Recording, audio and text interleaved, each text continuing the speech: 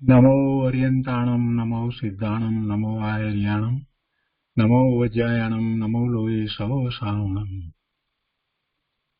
मंगलम भगवान वीरो मंगलम गौतमो मणि मंगलम कुंकुंदार्यो जैन धर्मोस्तु मंगलम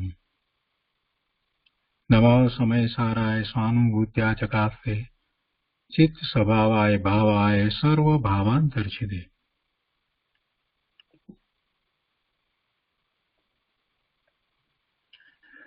धर्म ध्यान आराधना पंचम काल ने विषय एकमात्र धर्म ध्यान आराधना ज આપણે માટે છે। જીવનમાં કંઈ પણ કરવા જેવું હોય તો ધર્મ ધ્યાન આરાધના જ છે। ધર્મમય જીવન જીવ્યા વિના આ જીવ આવા ઉત્તમ મનુષ્ય ભાવને વ્યર્થ ગુમાવી દેશે એ વાત જેની સમજમાં આવી છે એ ધર્મ તરફ વળે છે તો એમાં પોતાના સ્વરૂપની પ્રાપ્તિ એવી વાત આવે છે એવું એને સાંભળવા મળે છે જ્ઞાની પુરુષો પાસેથી મહાપુરુષો પાસેથી કે પોતે પોતાના સ્વરૂપની પ્રાપ્તિ કરે અને પોતાના સ્વરૂપની પ્રાપ્તિ પૂર્ણપણે થાય છે તો સિદ્ધ દશા થાય છે। પણ એવી સિદ્ધ દશા થતા પૂર્વે એને જે ધ્યાન હોય છે તે શુક્લ ધ્યાન હોય છે। વર્તમાનમાં અહીંયા ભરત ક્ષેત્રને વિશે તો એવું શુક્લ ધ્યાન થતું નથી તો આચાર્ય ભગવાન એમ કહે છે કે તું ધર્મ ધ્યાન કર। અત્યારે વર્તમાનમાં ધર્મ ધ્યાનનો પુરુષાર્થ થઈ શકે છે। ધર્મ ધ્યાન નિશ્ચયથી શું છે? નિશ્ચયથી ધર્મ ધ્યાન તો પોતાના સ્વરૂપમાં એકાગ્રતા છે એ જ ધર્મ ધ્યાન છે। અને નિશ્ચયથી જ્યારે એમ છે તો સાથે વ્યવહારથી બીજા પડખા પણ છે અને એ બધી વાતને આપણે આ ધર્મ ધ્યાન આરાધના દ્વારા સમજી રહ્યા છીએ। આજે ધર્મ ધ્યાન આરાધનાનો આ 31મો ક્લાસ છે DDA 31। છેલ્લા કેટલાક સમયથી આપણે કેટલીક વાતને સમજ્યા પછીથી હવે આની જ મુખ્યતા કરવી છે એટલે એમાં આપણે એક શબ્દ વચ્ચે ઉમેર્યો છે કે ધર્મ ધ્યાન આરાધનામાં ધર્મ ધ્યાન ઉગ્ર આરાધના એટલે હવે બસ જીવનમાં બીજું કાંઈ કરવું નથી આ જ મુખ્ય છે। બીજું બધું ગૌણ કરી દઈએ છીએ। જીવનમાં બધા જ કાર્યો થવાના હશે તે થશે જ એવી હવે એના વિશેની કોઈ શંકાય રહી નથી આશંકાય નથી એમ જ થઈ રહ્યું છે તો થશે જ એવા નિર્ણયપૂર્વક આપણે ધર્મ ધ્યાન આરાધનાને ઉગ્ર સ્વરૂપ આપીએ છીએ। હવે કાંઈ કામ બાકી રહી ગયા અને રહી જશે તો શું થશે ને એવી હવે ચિંતા આપણે છોડી દીધી છે। જગત વ્યવસ્થિત છે, જગતનું પરિણમન વ્યવસ્થિત થઈ રહ્યું છે। મારે જે કરવાનું છે તે તો મારા સ્વરૂપની પ્રાપ્તિ કરવાની છે એટલે જગતના કોઈ કામો અટકવાના નથી ને જગતના કામોમાં મારી ધર્મ ધ્યાન આરાધના ઉગ્ર કરવાથી કોઈ ફેર પડવાનો નથી। ઉલટું મને શાંતિ આનંદનો અનુભવ થશે। જગતનું પરિણમન જેમ થઈ રહ્યું છે તેમ વ્યવસ્થિત થઈ જ રહ્યું છે અને મારી સાથે મારી સમીપમાં રહેલા બધા જ પદાર્થોના પરિણમન મારી સાથે રહેલા બધા જીવોના પોતાના પરિણમન આ બધું વ્યવસ્થિત ચાલી જ રહ્યું છે। માત્ર મારે વ્યવસ્થિત થવાનું છે એટલે હવે હું આવી ધર્મ ધ્યાન આરાધનાને ઉગ્ર સ્વરૂપ આપું છું એની મુખ્યતા છે અને એની મુખ્યતા રાખીને અત્યારે હું જે કાંઈ કરી રહ્યો હતો એ જ પ્રમાણે બધું જ કાર્ય કરું છું તો કાંઈ ફેર પડતો નથી। માત્ર મારી શાંતિ વધી છે, મારી શાંતિ વધી છે, મારા દ્વેષ ભાવ ઘટ્યા છે। આ થોડા સમયમાં પણ એટલો ફેર પડ્યો છે એટલે હવે મને લાગે છે કે ધર્મ ધ્યાન આરાધનાને ઉગ્ર સ્વરૂપ આપવાથી મારું કલ્યાણ થશે અને એવા નિર્ણય સહિત હવે હું વધારે ને વધારે આ તરફ વળું છું। તો ધર્મ ધ્યાન આરાધના અંતર્ગત શું કરવું જોઈએ એ સૌથી પહેલી વાત શરૂઆતમાં જે કરી હતી એને ફરી યાદ કરીએ છીએ। દ્રવ્યશ્રુતનો અભ્યાસ। હવે દ્રવ્યશ્રુતના અભ્યાસમાં જરાક વધારે જોર લગાવવાની જરૂર છે। દ્રવ્યશ્રુતનો અભ્યાસ કરીએ, શાસ્ત્રનો અભ્યાસ કરીએ છીએ અને એમાંથી જે વાત આપણને પ્રાપ્ત થાય છે એ વાત કઈ રીતે મારી આ ધર્મ ધ્યાન આરાધનામાં હું લઈ જાઉં એમ જ એક વાત અંતરમાં થવી જોઈએ। જ્યારે શાસ્ત્રના અભ્યાસ કરીએ, જ્યારે ગુરુદેવનું પ્રવચન સાંભળીએ ત્યારે એમ થવું જોઈએ કે આમાંથી મેં આજે શું પ્રાપ્ત કર્યું, એવી શું વસ્તુ છે કે જેથી કરીને મને મારી આ જીવનની આ ધર્મ ધ્યાન આરાધનાની અંદર મને એ ઉપયોગી થાય, કાર્યકારી થાય. એટલે દ્રવ્ય સ્વરૂપનો અભ્યાસ સ્વરૂપને લક્ષ્ય થવો જોઈએ. ઘણા શાસ્ત્રો વાંચી નાખું, ઘણા સ્વાધ્યાયો સાંભળી લઉં, ઘણા વક્તાઓને સાંભળી લઉં, એને બદલે જે કરું છું એમાંથી પોતે જાતે વિચાર કરે કે આ વાત મને કેવી રીતે સ્પર્શે છે, મારા સ્વરૂપની પ્રાપ્તિમાં મને આ વાત કઈ રીતે ઉપયોગી થાય છે. એવા દ્રષ્ટિકોણ સહિત દ્રવ્ય સ્વરૂપનો અભ્યાસ કરવાનો છે. દ્રવ્ય સ્વરૂપનો અભ્યાસ તો હંમેશા કરવાનો જ છે. સ્વરૂપનો અનુભવ થયા પછી પણ એ જ કાર્યકારી રહેવાનું છે. એટલે દ્રવ્ય સ્વરૂપનો અભ્યાસ તો ક્યારેય છોડવાનો જ નથી. આપણું લક્ષ્ય સમ્યક તો પ્રગટ કરવાનું છે, અને સમ્યક તો પ્રગટ કર્યા પછીથી ચારિત્ર અંગીકાર કરવાનું છે. આ ભાવમાં જેટલું ચારિત્ર અંગીકાર થઈ શકે તેટલું કરવું છે, પણ એ પહેલા સમ્યક્ત્વ તો પ્રગટ કરવું જ છે. એમ આપણે ધર્મ ધ્યાન આરાધનાને હવે ઉગ્ર સ્વરૂપ આપીએ છીએ, એમાં જ દ્રષ્ટિ રાખીએ છીએ, એ જ લક્ષ્યમાં રાખીએ છીએ, આગળ વધીએ છીએ. એમાં આપણે શું કરી શકીએ આપણે જાણીએ છીએ. આપણે ધર્મ ધ્યાન આરાધના અંતર્ગત શું કરીશું? સ્વાધ્યાય, સદાચરણ અને ધ્યાન ત્રણેયમાં બરાબર ત્રણ વસ્તુ જે છે એની અંદર બરાબર રચા પચા રહીએ. સ્વાધ્યાયમાં પણ બરાબર જ રહીએ, સદાચરણમાં ક્યાંય પાછા પડીએ નહીં, જરાક પણ બાંધછોડ કરીએ નહીં. આમ ચાલી જશે, આટલું તો ચાલે, વાંધો નહીં ના. કોઈ પ્રકારે આચરણમાં ન્યૂનતા ના આવે. કોઈ પ્રકારના આત્મા એમ ન થઈ જાય કે આ ખોટું થઈ ગયું તો ખેદ કરવો પડે. આપણું આચરણ સત આચરણ જ હોવું જોઈએ. મહાપુરુષોના આચરણ તરફ આપણે દ્રષ્ટિપાત કરીએ, એમના જીવન ચરિત્રમાંથી એમના આચરણને આપણે હવે જોઈએ, એમના આચરણ તરફ નજર કરીએ કે એમનું આચરણ કેવું હતું. કૃપાળુદેવનું આચરણ, પૂજ્ય ગુરુદેવનું આચરણ જે આપણને દેખાય, એ આચરણમાંથી આપણે જે કંઈ શીખવાનું છે એનો તો આપણે વિચાર કરતા નથી. ગુરુદેવની વાણીમાંથી કેટલીય વાતોને આપણે ખોટી રીતે પકડી છે. ગુરુદેવે એમ કહ્યું કે આ જે બાહ્ય આચરણ છે એ ધર્મ નથી, તો આપણે આચરણ તરફ લક્ષ્ય જ ના આપ્યું. ગુરુદેવનો કહેવાનો આશય એવો ન હતો. ગુરુદેવનો કહેવાનો આશય એવો હતો કે એથી વિશેષ કરીને તમારે કંઈક બીજું કરવાનું છે. માત્ર તમે બહારમાં આ વ્રત તપ કરી રહ્યા છો એટલાથી કામ નહીં થાય, એમ કહેવાનો આશય હતો. અને આપણે ઊંધું પકડી લીધું. ગુરુદેવે એમ કહ્યું છે કે બાહ્ય તપ તો બાળક તપ છે ને એનાથી કાંઈ થતું નથી, એમ ઊંધું પકડી લીધું. ઊંધું પકડવાના સ્થાને આપણે સીધું પકડવાનું હતું.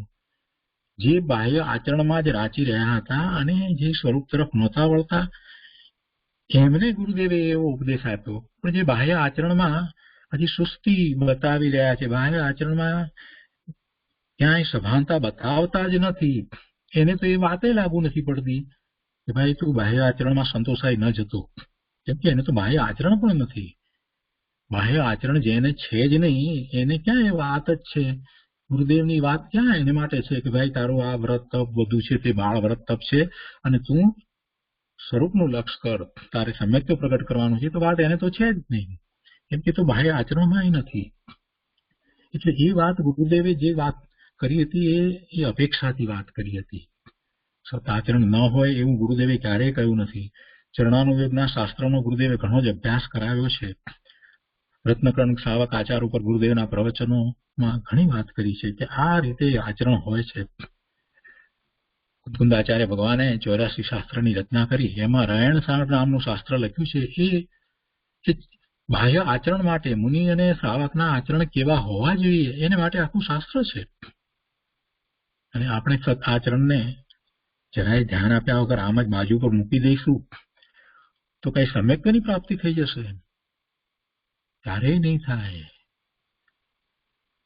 અને કેટલાકના મનમાં હજી એમ છે કે આપણે સ્વાધ્યાય કરીએ છીએ બસ એટલે થઈ ગયું, બધું એમ જ થઈ જશે, ધ્યાનનો પ્રયત્ન પુરુષાર્થ કરતા જ નથી. ગુરુદેવે વારંવાર કહ્યું છે ને એ વાત ઉપર ખૂબ જોર આપ્યું છે. બીજા મહાપુરુષોએ તો એના ધ્યાન વિશેના ગ્રંથ પણ રચ્યા છે. અને ગુરુદેવે પરમાત્મા પ્રકાશની અંદર ગાથાઓ ઉપરના પ્રવચનની અંદર કેટલીય વખત ધ્યાનની વાત કરી છે.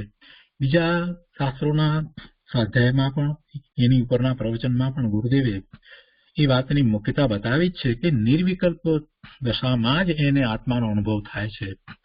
એ નિર્વિકલ્પ ધ્યાનની દશામાં જ પોતાના સ્વરૂપને અનુભવે છે ને એ કરે છે ત્યારથી જ ખરેખર ધર્મની શરૂઆત થાય છે. તો એનો અર્થ જ એ થયો કે એને એ કરવાનું છે, આ જીવે એ કરવાનું છે. ધ્યાન વિના જ જીવન પૂરું કરી દેવું છે, માત્ર વાતોમાં જ જીવન પૂરું કરી દેવું છે. હું સમજો છું, મને શાસ્ત્રની ગાથાઓ આવડે છે, એના અર્થ આવડે છે, મેં શાસ્ત્રની ગાથાઓ મોઢે કરી છે, વગેરે વગેરે વગેરે, એમ માન કસાય પોષવામાં જીવન પૂરું કરવું છે કે શાસ્ત્રની ગાથામાં જે જ્ઞાનની વાત આવી છે એને આત્મસાત કરી અને પોતાના સ્વરૂપની પ્રાપ્તિ કરવી છે? શું કરવું છે? ધ્યાન નથી કરવું તો શું કરવું છે? સ્વાધ્યાય, સતાચરણ ને ધ્યાન એ ત્રણ મૂળભૂત પાયાની વસ્તુ છે. એના વિના કાંઈ છે નહીં.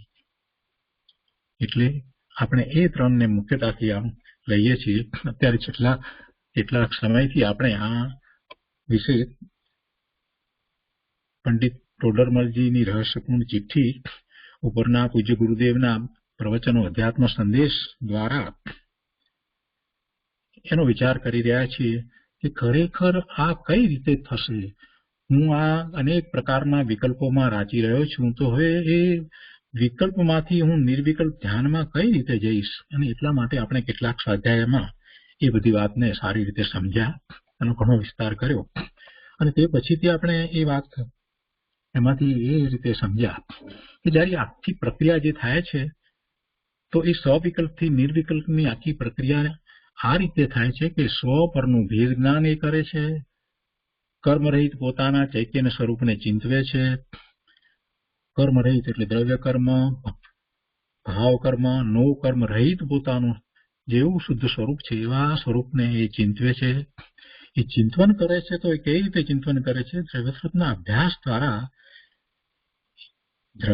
અભ્યાસ દ્વારા ખાસ કરીને દ્રવ્યાનુયોગના શાસ્ત્ર દ્વારા એ પોતાના સ્વરૂપને, આત્માના સ્વરૂપને ખૂબ ચિંતવે છે. દરેક ગાથાઓ પછી, સમયસારની દરેક ગાથા પછી આત્મા કેવો છે એનો જયારે એ વિચાર કરે છે તો એને ખ્યાલ આવે છે કે એવો આત્મા છે અને એ જ મારું સ્વરૂપ છે. અને એ પછી નિજ સ્વરૂપમાં અહમ બુદ્ધિ કરે છે. એ જ મારું સ્વરૂપ છે. પોતાના સ્વરૂપને વિશે વર્તમાન પર્યાય છે એમાં એ જતો નથી, એને ગૌણ કરે છે. અને આ જે શાસ્ત્ર અભ્યાસ દ્વારા, દ્રવ્યાનુયોગના શાસ્ત્રના અભ્યાસ દ્વારા જે આત્માનું સ્વરૂપ છે એને જ પોતાનું માને છે ને એ જ પોતે છે એમ નિજ સ્વરૂપમાં અહમ બુદ્ધિ કરે છે. અને એવું અહમ બુદ્ધિ કરતા એને આનંદ થાય, રોમાંચ થાય. અને પછી એ પોતે એવો છે એમ આનંદ ને રોમાંચ થાય છે. પછી એ છૂટી જાય છે અને માત્ર પોતાનું સ્વરૂપ છે તે ચિહ્ન માત્ર ભાસે છે. અને પછી એવા સ્વરૂપમાં એકાગ્રતા કરતો થકો એ રહી જાય છે તો એના પરિણામ એમાં જ એકાગ્ર થયા એમ કહેવાય છે. આ 6 સ્ટેપ દ્વારા આપણે આખી વાતને સમજ્યા. હવે સવાલ એ થાય છે કે આ વાત તો સમજ્યા, પણ એમાં આપણે કેવી રીતે કરવું? આપણે જે કરી રહ્યા છીએ એની સાથે એનો સંબંધ શું છે? તો આપણે એમાંની વાતને એ રીતે લીધી કે આ પહેલી, બીજી, ત્રીજી અને ચોથી વાત છે ત્યાં સુધી તો એ વિકલ્પમાં છે, એટલે એ સ્વવિકલ્પ છે. અને ચોથાથી પાંચમામાં જાય છે ત્યારે પછી નિર્વિકલ્પ શરૂ થાય છે. પહેલી, બીજી, ત્રીજી, ચોથી વાત સુધી જે છે ત્યાં સુધી તો એ સ્વવિકલ્પ છે અને પછી એ નિર્વિકલ્પ થાય છે. સ્વરૂપ ચિહ્ન માત્ર ભાષે છે અને પછી વિશેષ એકાગ્રતા કરે છે પોતાના સ્વરૂપમાં, તો ત્યાં નિર્વિકલ્પ થાય છે. આટલી વાત સમજ્યા. અને ગઈ વખતે આપણે બીજી પણ વાત સમજ્યા કે જે પહેલી બે વાત કહેવામાં આવી, સ્વ પરનું ભેદ જ્ઞાન કરે છે અને કર્મરહિત પોતાના ચૈતન્ય સ્વરૂપને ચિંતવે છે, તો આ ભેદ જ્ઞાનની વાત છે. ને ભેદ જ્ઞાન કર્યા પછીથી પોતાના સ્વરૂપને એ ખરેખર ચિંતવે. એટલે એ ભેદ જ્ઞાનની વિધિની પણ આપણે ગઈ વખતે વાત લીધી કે ભેદ જ્ઞાન શું છે, ભેદ જ્ઞાન એટલે શું, કોની વચ્ચે એ શા માટે કરવામાં આવે એ ભેદ જ્ઞાન, એનું પ્રયોજન શું અને કોની વચ્ચે, એમાં મુખ્ય શું છે અને ક્યારે કરવું, એના સંબંધી પણ આપણે સમજ્યા છીએ કે ભેદ જ્ઞાન કરવું એટલે બે વસ્તુને જુદી પાડવી છે. અને એવી બે વસ્તુને જુદી પાડી અને કરવું શું છે? તો આપણે એક ઉદાહરણ લીધું હતું એમાં કે સોના અને ચાંદીને જુદા પાડવા છે, એક વાત એવી વાત છે. અને બીજું સોનાને અને ધૂળને જુદી પાડવી છે. તો જે કાઢી નાખવું છે એવી રીતે જુદું પાડવું છે કે જેને રાખીને ગૌણ કરીને જુદું પાડવું છે. એ એમાંથી આપણે સમજ્યા હતા કે સોનું ચાંદુ ને જુદા પાડીએ છીએ એ રીતે આપણે જુદા પાડવાના છે. એટલે કે જે નિશ્ચયથી વસ્તુ સ્વરૂપ જે છે એને આપણે, એ આપણું પ્રયોજન છે. તો એની પ્રાપ્તિ માટે જયારે બીજું જે છે તે વ્યવહારથી છે, બીજું બધું કહેવાયું છે એનો નિષેધ કરીને કાઢી નાખવું છે એમ નથી. ઘઉં ને કાંકરાનું ઉદાહરણ લીધું હતું, તો કે ઘઉં અને કાંકરામાં આપણે કાંકરાને તો કાઢીને ફેંકી દેવા છે, કોઈ રીતે પ્રયોજનભૂત છે જ નહીં. એવી રીતે વેદ જ્ઞાન એવી રીતે જુદું પાડવું નથી, પરંતુ સોના ને ચાંદીની જેમ આપણે એને જુદું પાડવું છે. એટલે જે મુખ્ય છે તે સોનું છે, એ આપણે અત્યારે આપણું પ્રયોજન છે, અને ચાંદી છે તે વ્યવહાર છે.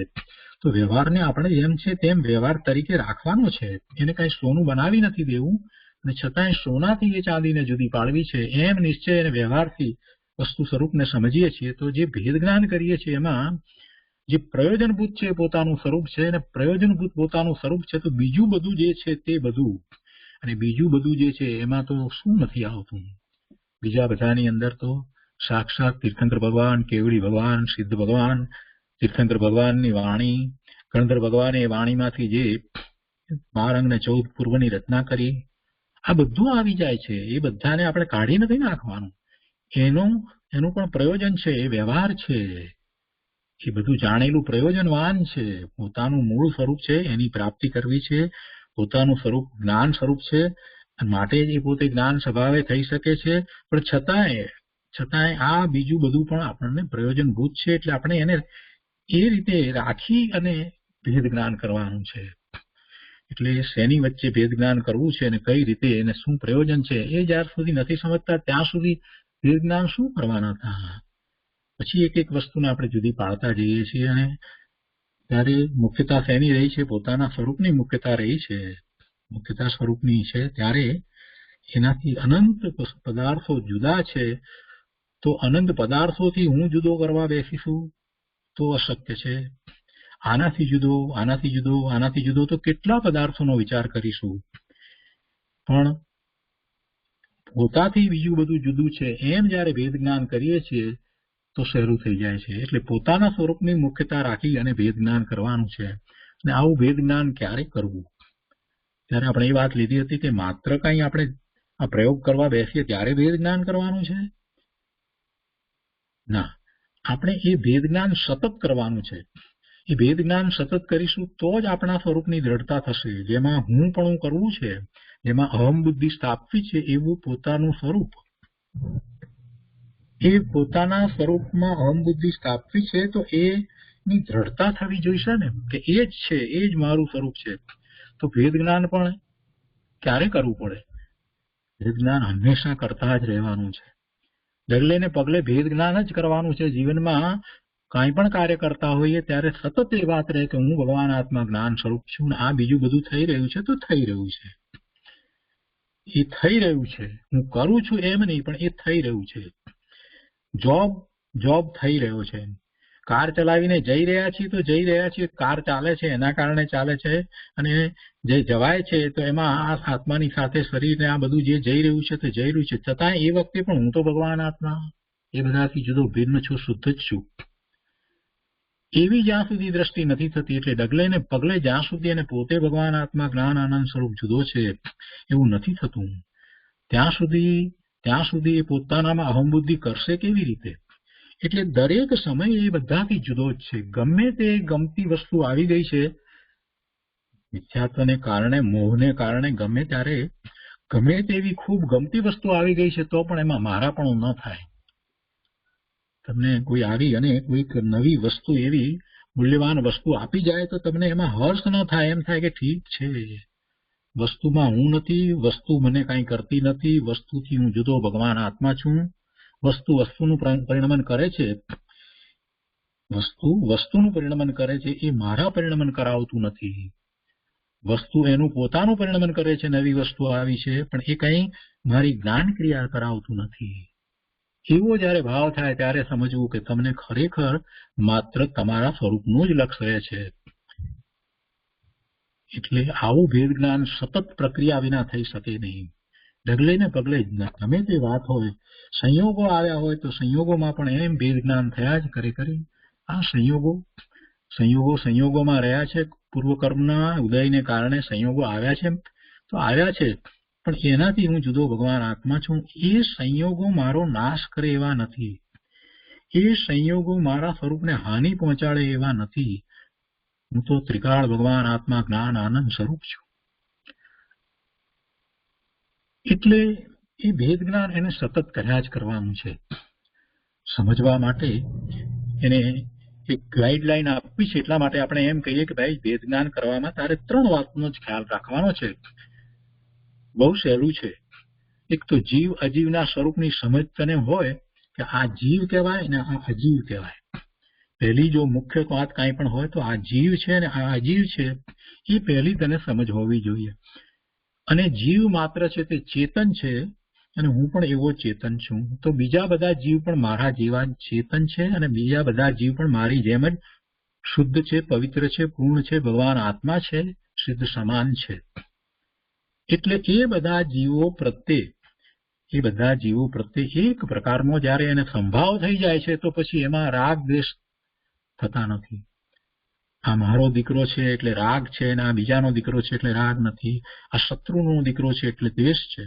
અરે શત્રુ કોણ છે? કોઈ શત્રુ નથી. પેલો માણસ, પેલો જીવ જે છે તે મારો શત્રુ છે, એ મને હાનિ કરે છે, એવી શત્રુતા, અને આ મારો મિત્ર છે એવી મિત્રતા, એ વસ્તુનું સ્વરૂપ જ નથી. જીવ માત્ર ભગવાન આત્મા છે, જ્ઞાન આનંદ સ્વરૂપ છે. જે સમયે એના જે ભાવ છે તે ભાવમાં એ રહ્યો છે. એથી કોઈ શત્રુ કે મિત્ર થતો નથી. માત્ર એના ભાવ છે તો એ ભાવ એના સુધી જ વ્યાપી રહ્યા છે, એની સત્તામાં જ રહ્યા છે. એની સત્તાની બહાર એના ભાવ મારા સુધી તો પહોંચતા નથી. સામે રહેલો જીવ ગમે તેવા ભાવ કરે, મારી પ્રશંસાના ભાવ કરે, તો પણ એ ભાવ પણ મારા સુધી પહોંચતા નથી. અને મારી નિંદાના ભાવ કરે તો પણ મારા સુધી પહોંચતા નથી. મારું એ અહિત ઈચ્છે તો પણ એ મારા સુધી પહોંચતું નથી. મારું હિત ઈચ્છે છે તો પણ એ મારા સુધી પહોંચતું નથી.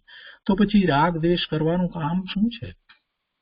આમ એને જીવ અને અજીવના સ્વરૂપને સમજી અને ભેદ જ્ઞાન કરતા રહેવાનું છે. કેમ કે એની આસપાસમાં રહેલા એના સગા સંબંધી મિત્ર વગેરે જે છે, એના ભાવ અને એનું જે વર્તન જે થઈ રહ્યું છે, એના જ વિચારમાં આ જીવ હંમેશા ગૂંચવાયેલો રહે છે. આખા દિવસમાં એ મોટા ભાગનો સમય તો એની સમીપમાં, સાથમાં, એના જે જાણીતામાં જે બધા રહ્યા છે એ બધા ના ભાવો અને એનું જે કાર્ય થઈ રહ્યું છે, એમની જે પ્રવૃત્તિ થઈ રહી છે, એમાં જ આ જીવ અટવાઈ જાય છે. પેલો આમ કરે છે, પેલો તેમ કરે છે, પેલાની ઈચ્છા આવી છે, પેલા આવો વિચાર કરે છે, પેલા હવે હમણાં આમ આવીને બેસી જશે તો ઉપાધિ થશે, આની હાજરીમાં પેલા ન આવે તો સારું, આની હાજરીમાં આવશે તો શું થશે, બહુ મોટો પ્રોબ્લેમ થઈ જશે. અરે ભાઈ, શું લઈને બેઠો છો તું? આ શું લઈને બેઠો છે? કોણ કોને પ્રોબ્લેમ કરાવે? આટલી નાની જિંદગીની અંદર તું આમ જ જીવવાનો છે?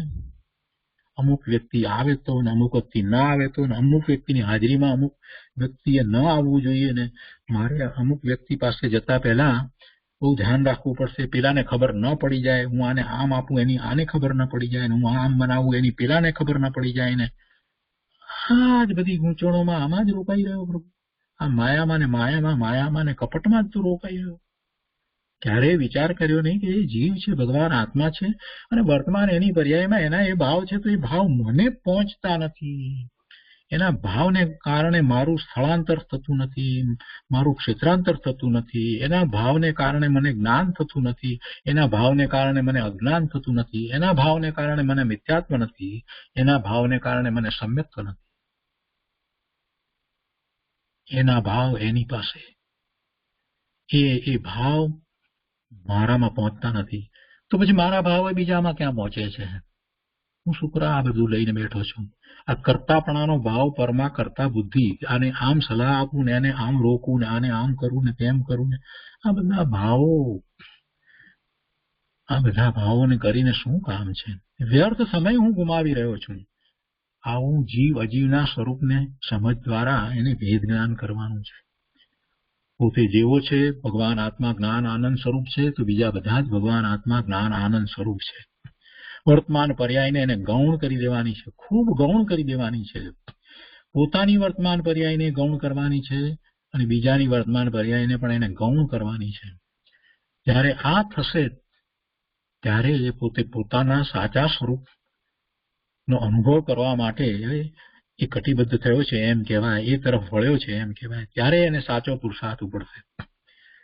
એ પછી સ્વ પરની સમજ, આ સ્વ અને આ પર જીવના સ્વરૂપને સમજે છે, ભેદ જ્ઞાન કરે છે. એમાં પછી આગળની વાત જે છે કે આ સ્વ અને આ પર, આ મારું અને આ બીજાનું પર છે.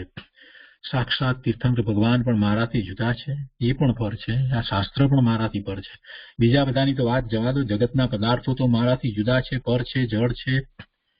અજીવ જે છે એ પણ જુદા છે. અને અજીવ જે છે એ તો કોઈ રીતે મારામાં કંઈ કરતા નથી. તો જીવ ને અજીવના સ્વરૂપની સમજમાંથી જ આપણે લીધું.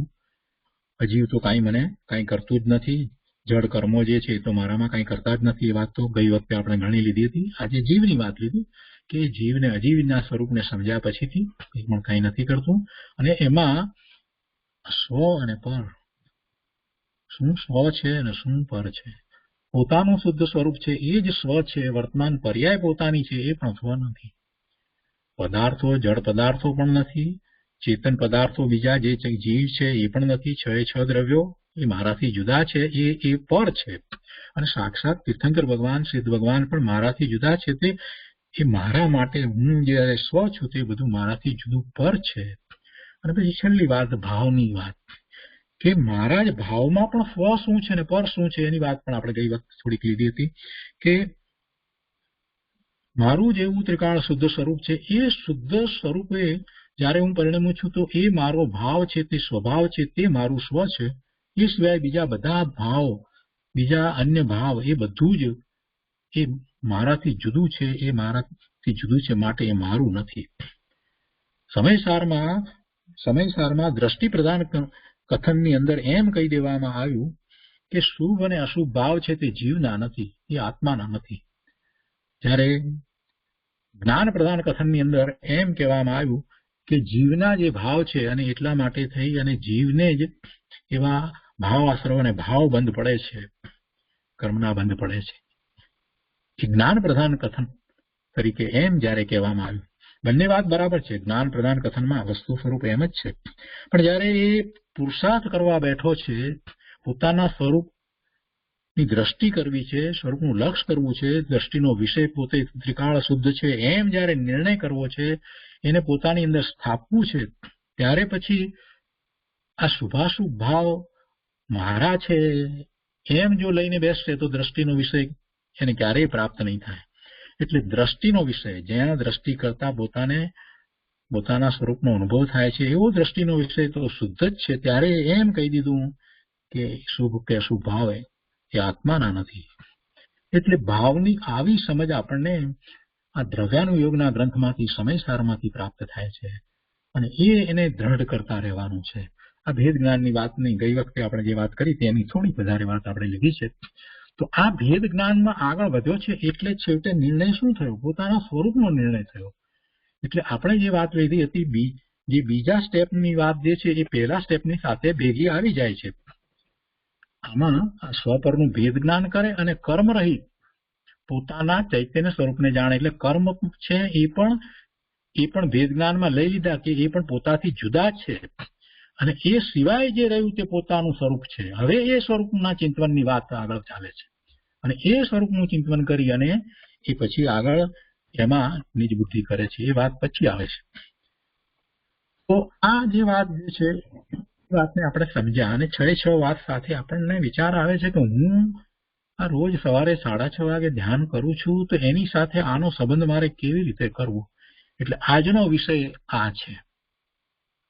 અત્યાર સુધી તો જે મેં વાત કરી એ આજના વિષય સુધી લઈ જવાની વાત કરી. કે હવે વિચાર એ થાય છે કે હું જે ધ્યાનની પ્રક્રિયા જે 4 સ્ટેપ દ્વારા કરું છું એમાં આ બધું કેવી રીતે મારે એપ્લાય કરવું, એમ કહીએ તો ચાલે. એની સાથે આપણે આ વાતને લઈ જવી છે. એટલે આજનો વિષય એ છે. એ 6 વસ્તુ સાથે આપણે કેવી રીતે આપણું ધ્યાન જે છે એને જોડીએ છીએ, એમાંથી કેવી રીતે એનો લાભ લઈએ છીએ, અથવા તો આપણા ધ્યાનમાં એ કેવી રીતે વાત પહોંચે છે એ બધી વાતનો સમન્વય આપણે આજે કરી રહ્યા છીએ. આજનો વિષય એવો છે. એટલે આપણું આજે વાત કરવી છે આત્મધ્યાનની.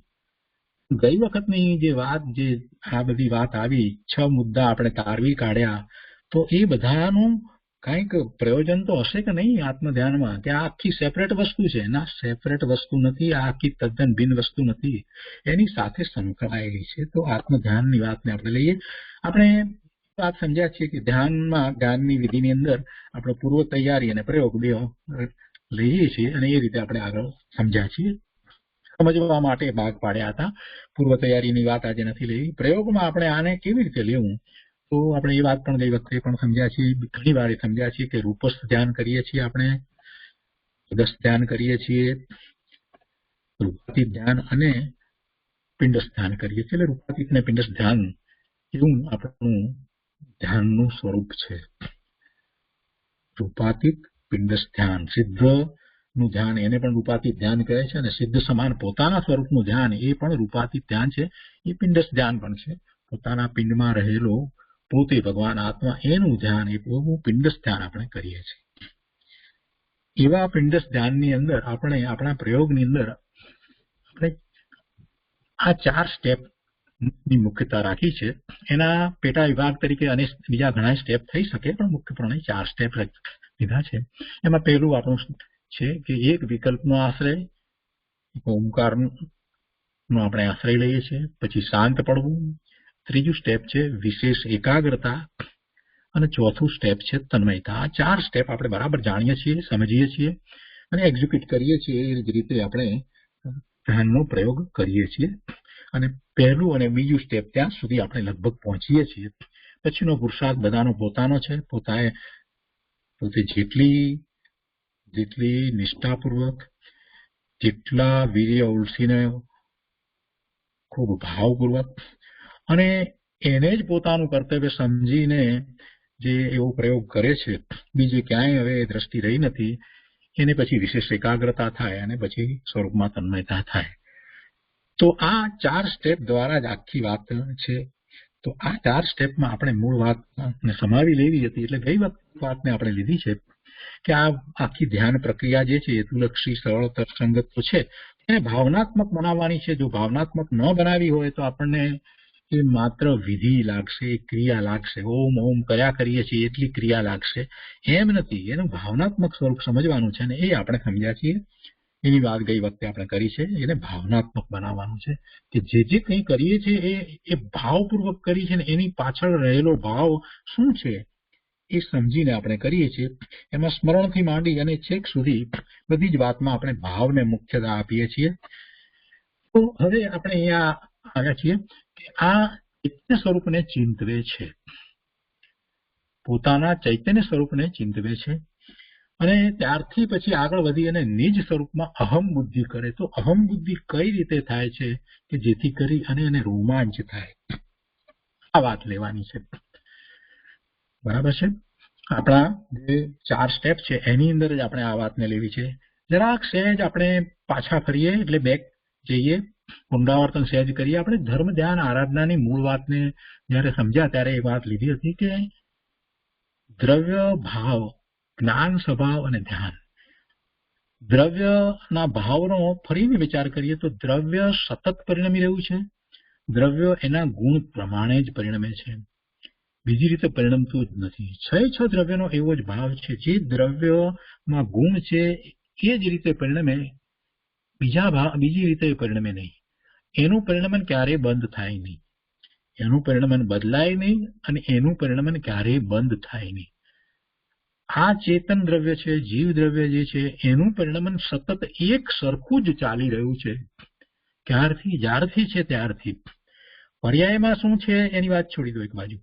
પર્યાયમાં જે પરિણમન છે, વિભાવ ભાવરૂપ પરિણમન છે, એની વાત નથી. દ્રવ્ય ભાવની વાત કરીએ છીએ આપણે. એટલે દ્રવ્યનું પરિણમન, આ જીવ દ્રવ્યનું પરિણમન, એનો જયારે વિચાર કરીએ છીએ તો આપણને ખ્યાલ આવે છે કે જીવમાં અનંત ગુણ છે. એ અનંત ગુણનું જે પરિણમન સતત ચાલી રહ્યું છે એ જ દ્રવ્યનો ભાવ છે. અને હું જીવ દ્રવ્ય, એ મારા જીવ દ્રવ્યનો જે ભાવ છે એ મારો સ્વભાવ થયો. તો એ સ્વભાવ જ્ઞાન સ્વભાવ છે. અનંત ગુણ છે ને અનંત ગુણના પરિણમન રૂપ ભાવ હોવા છતાંય એ બધાને જાણવા વાળો આ જ્ઞાન છે. વિશિષ્ટતાથી જે જાણે છે તે જ્ઞાન છે અને જે અવલોકે છે તે દર્શન છે. એટલે દર્શન જ્ઞાન દ્વારા એ અનંત ગુણ જે છે એના પરિણમન મને ખ્યાલમાં આવે છે. એ મારો ભાવ છે, એ સ્વભાવ છે. એટલે મુખ્યતા તો જ્ઞાનની જ રહી. એટલે સમજી લેવાનું કે સાથે દર્શન તો હોય જ. તો જ્ઞાનની જ મુખ્યતા છે. જ્ઞાન સ્વભાવ જ મુખ્ય છે અને એ જ્ઞાન સ્વભાવ જ મોટામાં મોટું સાધન છે, શસ્ત્ર છે, જે કહો તે છે. એ જ્ઞાન સ્વભાવ દ્વારા જ હું મારા સ્વભાવ ભાવે થઈ શકું. મારો જે સ્વભાવ અનંત ગુણ ના પરિણમન રૂપ એના ભવન રૂપ જે સ્વભાવ છે એવા સ્વભાવ ભાવે થવા માટેનું મારી પાસે જો કાંઈ સાધન હોય તો એ મારો જ્ઞાન સ્વભાવ છે. અને એ જ્ઞાન સ્વભાવ કેવો છે કે જે તરફ વળે છે એને એ જાણે છે અને એવું જાણવામાં એને જેનું એ જ્ઞાન કરે છે, જેને જાણે છે, તો એ પદાર્થની પણ એને જરૂર નથી. એ પદાર્થની પણ જરૂર નથી. એ સામે હોય એવી પણ જરૂર નથી. એવો જ્ઞાન સ્વભાવ છે. જ્ઞાનનું પરિણમન જે સતત થઈ જ રહ્યું છે, એક પછી એક જ્ઞાનની પર્યાય જે થઈ રહી છે તે તેના કારણે પોતાથી થઈ રહી છે. એને કોઈની બીજાની અપેક્ષા નથી. એવો જ્ઞાન સ્વભાવ છે. અને એ જ્ઞાન સ્વભાવ જ્યારે પોતાના સ્વરૂપને જાણે છે, પોતાના સ્વભાવ ભાવને થઈ જાય છે, તો એમ એ સ્વરૂપમાં એકાગ્રતા કરી તો એને નિશ્ચયથી ધ્યાન કહેવામાં આવે છે. બહારમાં પણ કોઈ પણ પદાર્થમાં એકાગ્રતા કરે છે એને આપણે ધ્યાન કહીએ છીએ, પણ એ ધ્યાન જે છે તે પ્રયોજનભૂત ધ્યાન નથી. એટલે એને આપણે ધ્યાન તરીકે નથી લેતા. પણ અનેક પ્રકારના વિકલ્પો શાંત થઈ જાય છે અને એક જ જગ્યાએ જ્યારે જ્ઞાનની એકાગ્રતા થઈ જાય છે, બીજી રીતે કહીએ તો જ્ઞાન બીજે બધે વેડફાઈ જતું હતું એની જગ્યાએ માત્ર એક જ વસ્તુ તરફ વળી જાય છે, ત્યારે ધ્યાન થાય છે, એકાગ્રતા થઈ, એકમાં ધ્યાન રહ્યું અને એકમાં જે સ્વમાં ધ્યાન રહે છે તો એ ધ્યાન છે. અને એવા ધ્યાનમાં આપણને પોતાના સ્વરૂપની પ્રાપ્તિ થાય છે. એટલે આખું ધ્યાન જે થાય છે એ જ્ઞાન દ્વારા થાય છે. ઇન્દ્રિય દ્વારા અને મન દ્વારા નથી થતું. કેમ કે ઇન્દ્રિયો એ ઉપકરણ છે, મન પણ ઉપકરણ છે. મન દ્વારા ખરેખર ધ્યાન નથી થતું. જ્ઞાન મનમાં અને ઇન્દ્રિયોમાં પહોંચે છે. ઇન્દ્રિયો ઉપકરણ છે અને ઇન્દ્રિયો દ્વારા જે વિષયોનું જ્ઞાન થાય છે તો એમાં એ ઇન્ટરમીડિયરી છે. એ વિષયોનું જ્ઞાન કરવામાં ઇન્દ્રિય જે છે તે ઇન્ટરમીડિયરી તરીકે છદ્મસ્ત અવસ્થામાં કામ કરે છે. વાસ્તવમાં જ્ઞાન તો એનો જ્ઞાન સ્વભાવ છે માટે થાય છે.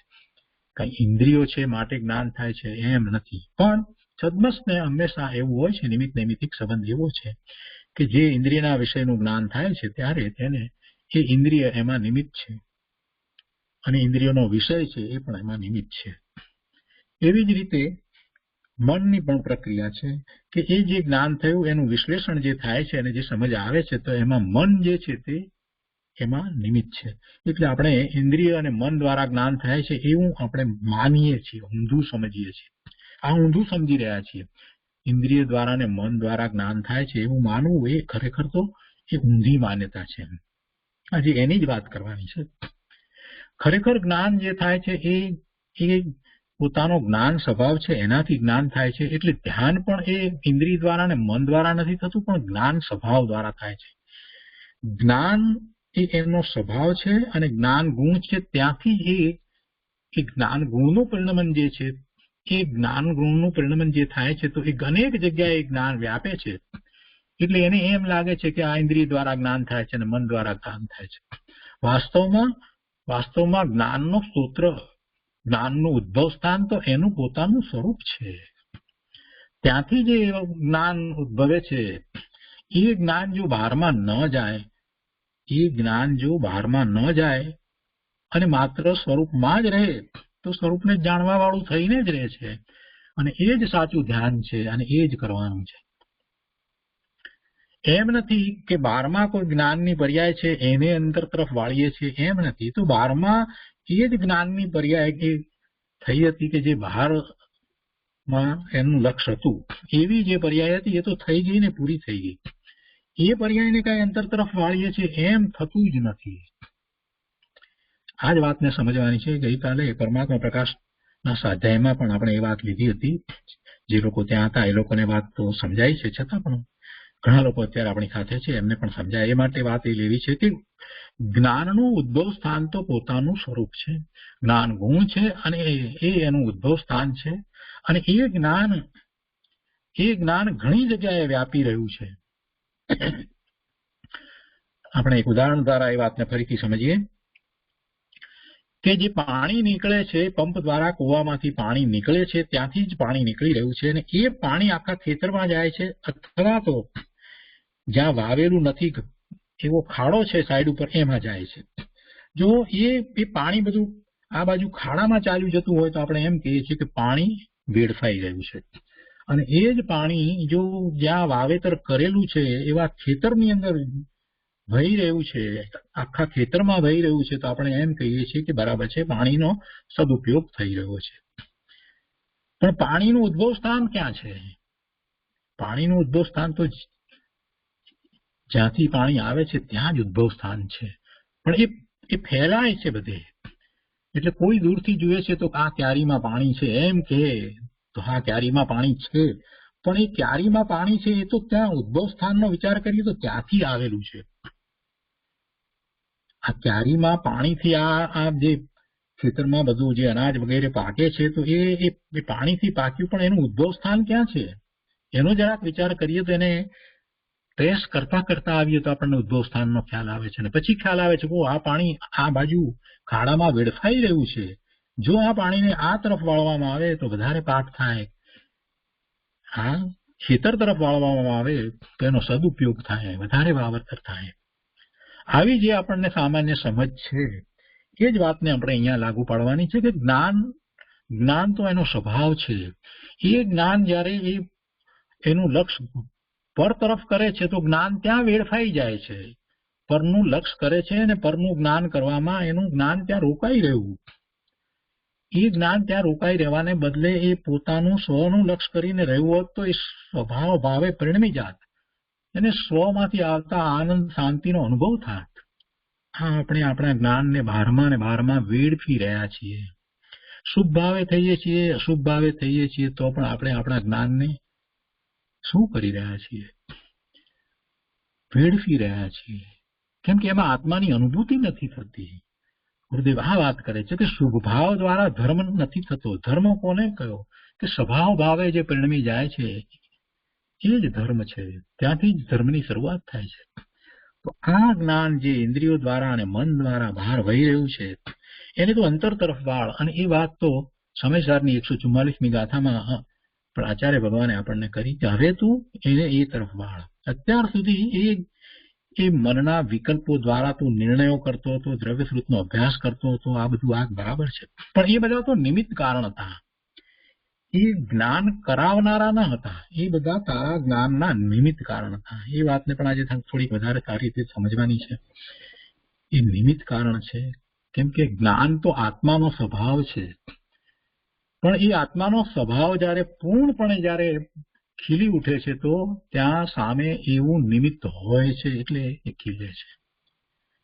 દ્રવ્ય શ્રુતનો અભ્યાસ કર્યો, દ્રવ્યાનુયોગનો અભ્યાસ કર્યો, આત્મા પોતે જ્ઞાન સ્વરૂપ છે એવો નિર્ણય કર્યો અને સ્વભાવ તરફ જયારે વળી ગયો છે તો આ બધું જયારે થાય છે તેમાં નિમિત્ત છે ભગવાનની વાણી. જેમણે એવું કર્યું છે, એવી દશા પ્રગટ કરી છે, એમની જે વાણી છે એ આપણને એમાં નિમિત્ત થાય છે. પણ ત્યારે પણ એ નિમિત્ત થાય છે. જ્ઞાન તો પોતાનું જ છે. જ્ઞાન તો પોતાનું જ છે.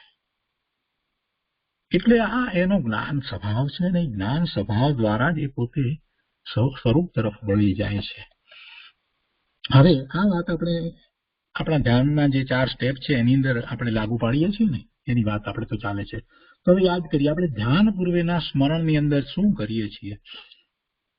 હરિમ ભગવાનને નમસ્કાર કરીએ છીએ જાણે કે આપણે મહાવીર ક્ષેત્રમાં પહોંચી ગયા હોય એમ આપણે 20 તીર્થંકર ભગવાનને નમસ્કાર પહેલા કરીએ છીએ અને પછી ત્યાં બેઠા બેઠા જ જાણે કે સિદ્ધ શિલા ઉપર ચાલ્યા ગયા હોય અને સિદ્ધ ભગવાનના દર્શન કરી અને સિદ્ધ ભગવાનને નમસ્કાર કરીએ છીએ.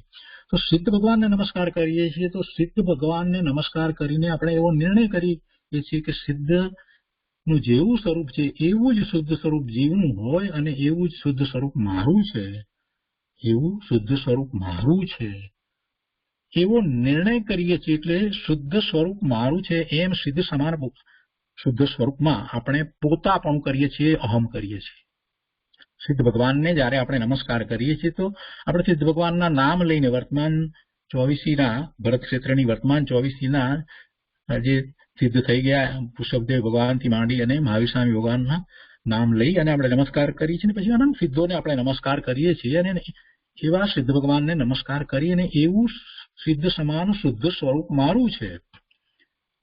હું સિદ્ધ સમાન શુદ્ધ જ છું.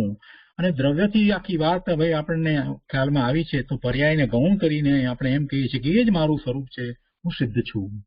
અને એવા નિર્ણય કરીએ છીએ એનો અર્થ જ એ થયો કે પોતાના સ્વરૂપને વિશે, શુદ્ધ સ્વરૂપને વિશે આપણે અહમ બુદ્ધિ કરી. અહમ બુદ્ધિ જે કરવાની વાત છે ને એ આપણે અહમ બુદ્ધિ આ કરીએ છીએ. અહમ બુદ્ધિ એટલે અહંકાર નથી.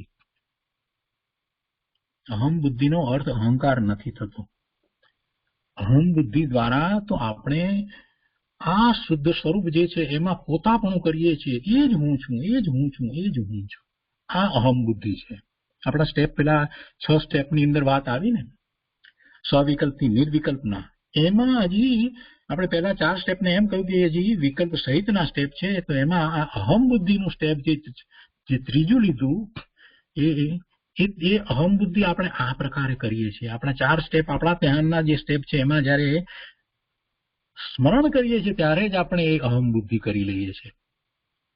બધાથી જુદો હું ભગવાન આત્મા જ્ઞાન આનંદ સ્વરૂપ છું એવો નિર્ણય કરીને આપણે આવ્યા છીએ. ભેદ જ્ઞાન તો સતત આપણે કરતા હતા અને પછી જયારે પ્રયોગ કરવા બેઠા છીએ ત્યારે પણ એ ભેદ જ્ઞાન તો આપણને વર્તે જ છે, પોતે કોણ છે એનું સ્વવિકલ્પ દશામાં. અને પછી જયારે પહેલા તીર્થંકર ભગવાનને નામ લઈને નમસ્કાર કરીએ છીએ, કેવડી ભગવાનને નમસ્કાર કરીએ છીએ, અને ત્યાંથી પછી આપણે સિદ્ધ ભગવાનને નમસ્કાર કરીએ છીએ નમો સિદ્ધાણમ બોલીને. તે વખતે આપણે અનંત સિદ્ધ થયા છે એવો સ્વીકાર કરીએ છીએ. અને એવું સિદ્ધત્વ જગતમાં છે અને જગજીવનું સ્વરૂપ પણ શુદ્ધ સિદ્ધ સમાન જ છે અને મારું પણ સ્વરૂપ એમ જ છે. એમ આપણે પોતાના સ્વરૂપને વિશે આ સિદ્ધ ભગવાનનું સ્મરણ કરી અને અહમ બુદ્ધિ કરીએ છીએ. શેની અહમ બુદ્ધિ? કેવી અહમ બુદ્ધિ? કયા પ્રકારની? તો કે હું શુદ્ધ છું એવી પોતામાં અહમ બુદ્ધિ. અહમ બુદ્ધિ એટલે અહંકાર નથી. એ અહંકાર નથી. જે પોતે જે છે એમાં પોતાપણાનો ભાવ જે છે એ અહમ બુદ્ધિ છે. પોતે જે છે એમાં પોતાપણાનો ભાવ તે અહમ બુદ્ધિ છે. અને પોતે જે નથી એમાં પોતાપણાનો ભાવ જે છે તે મિથ્યાત્વ છે.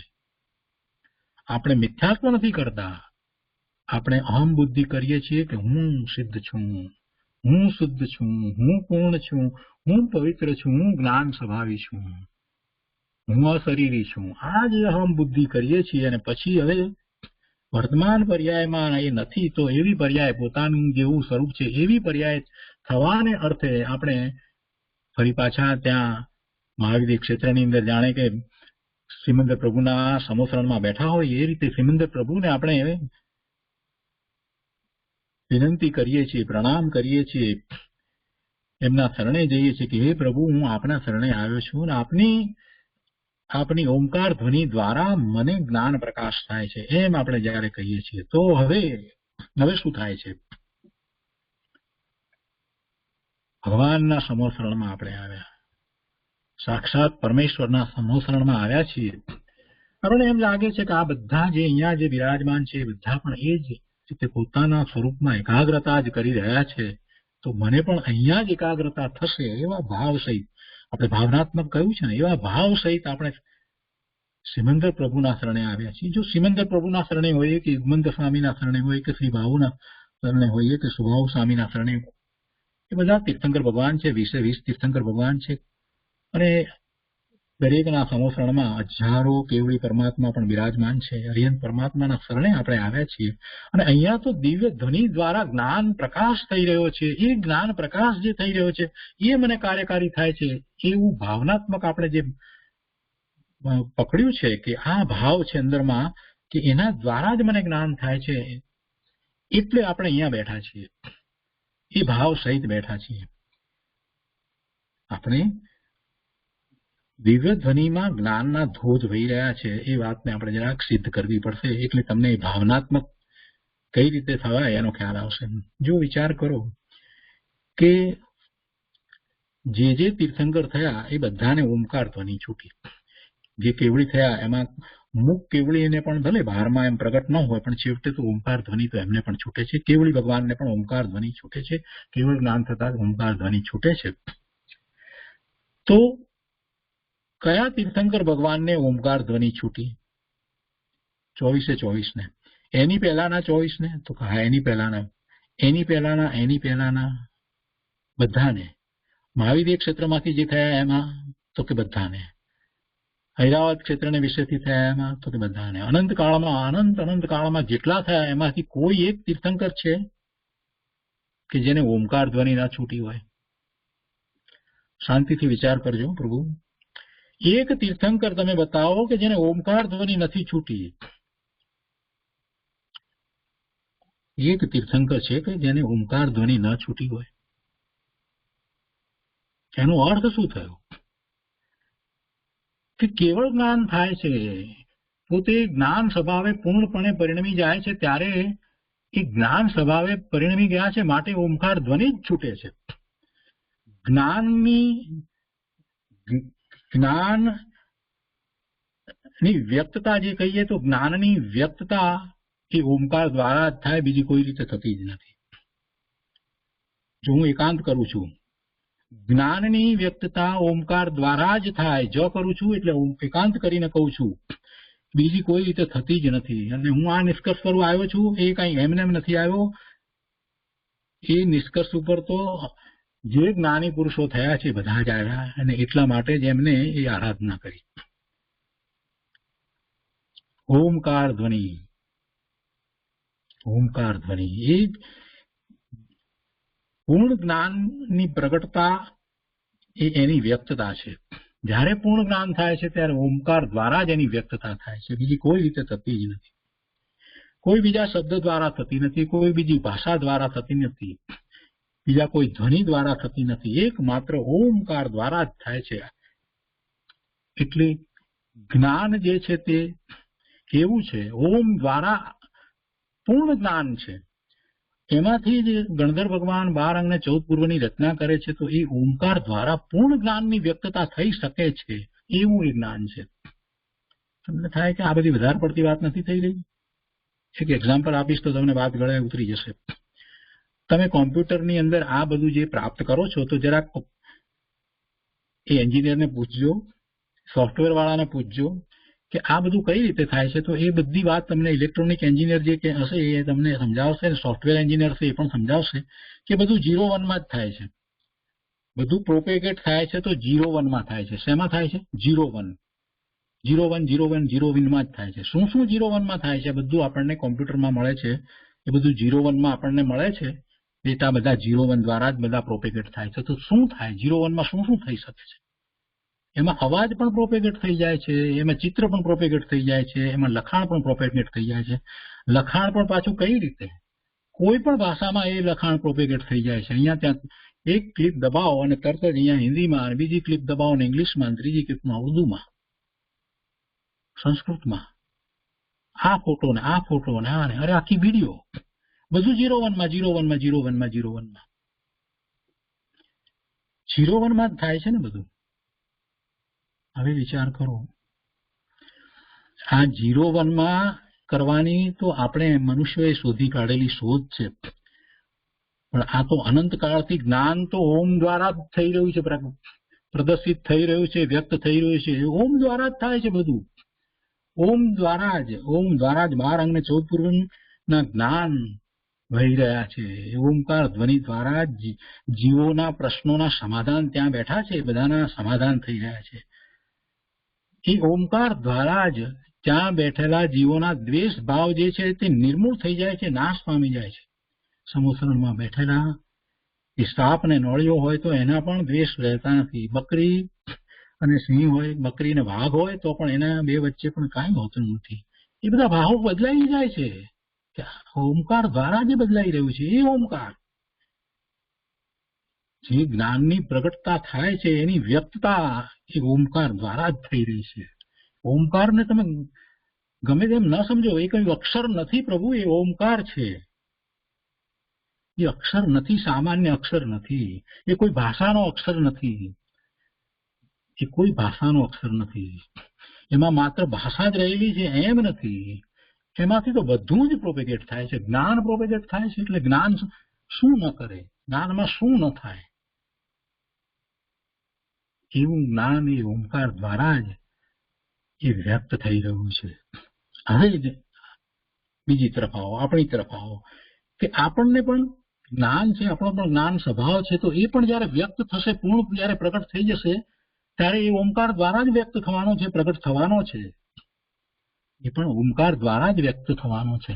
તો જે ઓમકાર દ્વારા જ્ઞાન પ્રકાશ પ્રભુને પૂર્ણ જ્ઞાન દશા થઈ છે, તો ઓમકાર દ્વારા જે જ્ઞાન પ્રકાશ થઈ રહ્યો છે, એ આપણને આપણા ઓમકાર સ્વરૂપને પ્રગટ થવામાં નિમિત્ત કારણ થાય કે ન થાય? હવે મને કહો.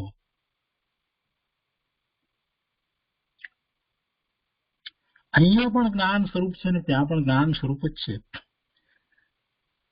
તો આપણી પાસે જયારે જ્ઞાન સ્વરૂપ છે, જ્ઞાન કરવાની તાકાત છે, જ્ઞાન કરવા માટે આપણે સક્ષમ છીએ, તો એ પ્રભુની ઓમકાર ધ્વનિ, એ ઓમકાર ધ્વનિ દ્વારા આપણને અહીંયા જ એ જ્ઞાન પ્રકાશ થઈ જાય કે ન થઈ જાય? આપણી પાસે સેલફોન છે, બરાબર છે, તો સેલફોન છે, તો આપણને સંદેશા મળી જાય કે ન મળી જાય? સેલફોન આપણી પાસે હતો, આપણને ખબર જ ન હતી, અને કેટલાય વર્ષોના વર્ષો નીકળી ગયા, અને એની પર કેટલાય ફોન આવતા રહ્યા, એની પર કેટલાય મેસેજ આવતા રહ્યા, પણ આપણને ખબર જ નથી. અને કોઈએ કહ્યું કે ભાઈ મેં તને કેટલા વર્ષો પહેલા સેલફોન આપ્યો, હું તને આટલા વખતથી આ સંદેશા આપું છું, ફોન કરું છું, તો કે મને તો ખબર જ નથી, હું તો ભૂલી ગયો. અરે પણ તારી પાસે હતું, એ ઉપકરણ હતું કે જેના દ્વારા તને એ સંદેશો પ્રાપ્ત થઈ જતો હતો. કેમ કે એ રીતે હું પ્રોપેગેટ કરતો હતો, એ વેવ્સ બધા મોકલતો હતો, તો એના દ્વારા તને પ્રાપ્ત થતું હતું. તારી પાસે હતું ને, ભૂલી ગયોથી શું થાય? એવી રીતે આ જીવ પોતાના જ્ઞાન સ્વભાવને ભૂલી ગયો છે, એટલે એને પેલું નિમિત્ત કામ કરતું નથી. કયું નિમિત્ત? દિવ્ય ધ્વનિનું નિમિત્ત, ઓમકાર ધ્વનિનું. એ ઓમકાર ધ્વનિમાંથી ગણધર ભગવાને 12 અંગને 14 પૂર્વની રચના કરી. એમનું પણ એવું જ્ઞાન સ્વરૂપ હતું, અને એ નિમિત્ત એમને કામ કરી ગયું, તો એમને તો 12 અંગને 14 પૂર્વનું જ્ઞાન થઈ ગયું, અને આપણને જ્ઞાન નથી થતું. કોનો દોષ છે? આપણે એ ઉપકરણને જાણ્યું જ નહીં, પીછાણ્યું નહીં, અને વાપર્યું નહીં. આપણા જ્ઞાન સ્વભાવને આપણે ઓળખ્યો નહીં. ભગવાનની વાણી ઓમકાર ધ્વનિ આપણને આપણા જ્ઞાન સ્વભાવને પ્રગટ કરવાનું મોટામાં મોટું અને એકમાત્ર સબળ નિમિત્ત છે. એટલે આપણે ભગવાનના સમોસરણમાં બેસી અને સ્મરણ વખતે શું કહીએ છીએ કે પ્રભુ, આપની ઓમકાર ધ્વનિ દ્વારા મને જ્ઞાન પ્રકાશ થાય છે, મારી જ્ઞાન ચેતના જાગૃત થાય છે, આપ જ્ઞાન સ્વરૂપ થયા છો, ઓમકાર સ્વરૂપ પૂર્ણપણે થયા છો, તો હું પણ ઓમકાર સ્વરૂપ છું, તો મને એવો જ્ઞાન પ્રકાશ થાય છે. સ્મરણમાં એમ જ કહીએ છીએ ને. અને એમ કરીને આપણે ઓમને ગ્રહણ કરીએ છીએ, એવો આખો ભાવ છે. તો ઓમ દ્વારા આપણે શું જ્ઞાન ગ્રહણ કરીએ છીએ? આપણને એમ છે કે એ દ્વારા જ મને આ પ્રાપ્ત થશે. જો આ ઓમકાર ધ્વનિની અપેક્ષાથી વિચાર કરીએ તો પણ એ એવા ભાષા વર્ગણાના પરમાણુની પર્યાય છે, અને એ જગત આખામાં વ્યાપે છે. બધાની ઓમકાર ધ્વનિ છે. જેટલા પણ તીર્થંકર ભગવાનની ઓમકાર ધ્વનિ નીકળી રહી છે, કેવડી ભગવાનની ઓમકાર ધ્વનિ નીકળી રહી છે, એમાં કાંઈ કોઈ ક્લેશ નથી થતો. કેમ કે ઓમકાર ધ્વનિ છે એટલે કોઈ ક્લેશ થઈ શકે જ નહીં. તમને કોમ્પ્યુટરની વાત કરીએ તો વાંધો નથી આવતો. તમે 2 વસ્તુ એક સાથે ડાઉનલોડ કરો છો તો ક્લેશ થાય છે? નથી થતો. થાય છે ને? નથી થતો. તો પછી એવું જ છે. આ 20 તીર્થંકર ભગવાનની ઓમકાર ધ્વનિ અને કેટલાય બીજા કેવડી ભગવાનની પણ ઓમકાર ધ્વનિ છૂટતી હોય તો પણ એ બધું કેવું છે? આપણે એક સાથે બધું પ્રાપ્ત કરી શકતા નથી, એટલી તો આપણી શક્તિ પણ નથી. એકની ઓમકાર ધ્વનિને પ્રાપ્ત કરીએ ને તો પણ ઘણું થઈ જાય છે. બધાની એક જ રીતે છે, એક જ પ્રકારે છે. બધામાંથી આ 12 અંગને 14 પૂર્વના જ્ઞાનની જે વાત છે એ જે નીકળી રહી છે, કેમ કે એને શબ્દોની જરૂર નથી, એને શબ્દોના માધ્યમની જરૂર નથી. કોઈ પણ શબ્દમાં તમે ફેરવી શકો છો. એવી દિવ્ય ધ્વનિ આપણને એ અહીંયા સુધી પ્રાપ્ત થાય છે, પહોંચે છે, એવો આપણે વિશ્વાસ રાખીએ છીએ. અને એ રીતે આપણે ઓમકાર દ્વારા જ આપણે જ્ઞાન પ્રકાશ કરીએ છીએ. હવે આપણી સ્થિતિ જુઓ. આપણે એક વિકલ્પ લીધો છે. એ વિકલ્પ ઓમકારના વિકલ્પ દ્વારા બીજા બધા વિકલ્પોને શાંત કરી દીધા છે. ખરેખર શું કરીએ છીએ આપણે? એક વિકલ્પ ઓમકારના વિકલ્પ દ્વારા, અને પછી ઓમ કરતા આપણે શાંત પડી જઈએ છીએ. પછી આપણને ખ્યાલ આવે છે કે આ રહ્યો હું. ત્યાં સુધી હજી વિકલ્પ છે. શાંત પડીએ છીએ ત્યારે આપણને અહેસાસ થાય છે કે આ હું છું, હા હું છું. જો અનુભૂતિ નથી, હજી એક વિકલ્પ હતો અને એ વિકલ્પમાં જ એમ થાય છે કે આ હું છું. અત્યાર સુધી આપણે અનેક વિકલ્પો દ્વારા બહાર જ હતા. હવે આપણે આ રહ્યા, પોતા તરફ આવ્યા, પોતા સુધી પહોંચ્યા.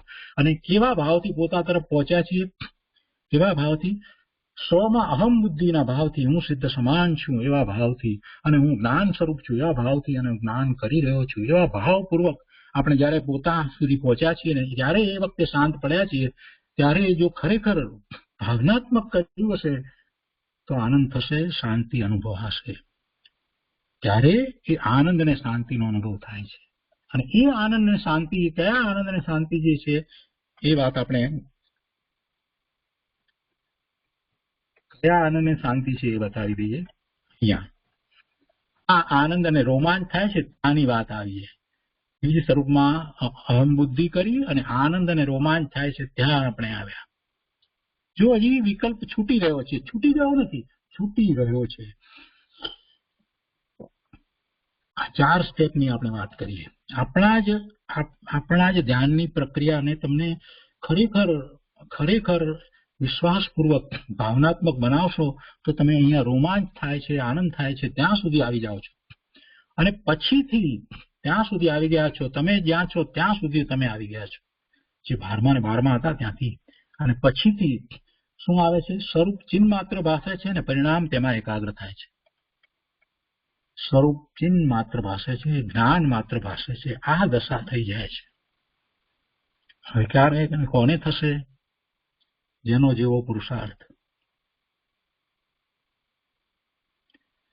જેટલી દ્રઢતા પોતાના સ્વરૂપને વિશે જ્ઞાન સ્વભાવની કરી છે, બીજા બધાને જાણે કાઢી નાખ્યો છે. બધા મળને, આ વિકલ્પોના મળને જાણે કાઢી નાખ્યા છે. જેને રાગ દ્વેષને પોતામાંથી સંપૂર્ણપણે કાઢી નાખ્યો છે શ્રદ્ધા અપેક્ષાએ. શ્રદ્ધાપૂર્ણે તો સ્વીકાર કરો કે મારામાં કોઈ મલિનતા નથી. જેણે એ કર્યું છે એને પોતાનું સ્વરૂપ ચિહ્ન માત્ર ભાસશે.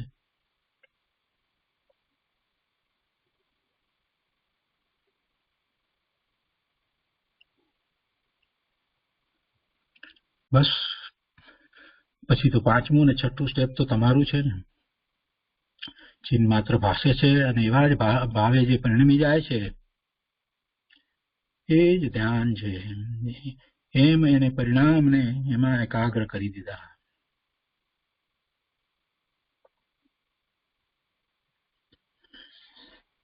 આજનો ક્લાસ આપણે અહીંયા સુધી રાખીએ છીએ.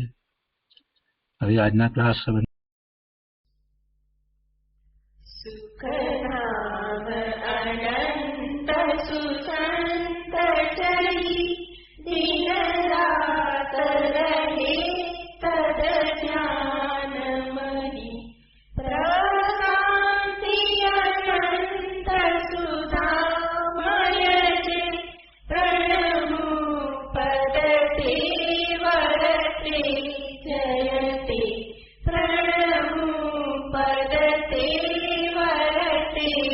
जयते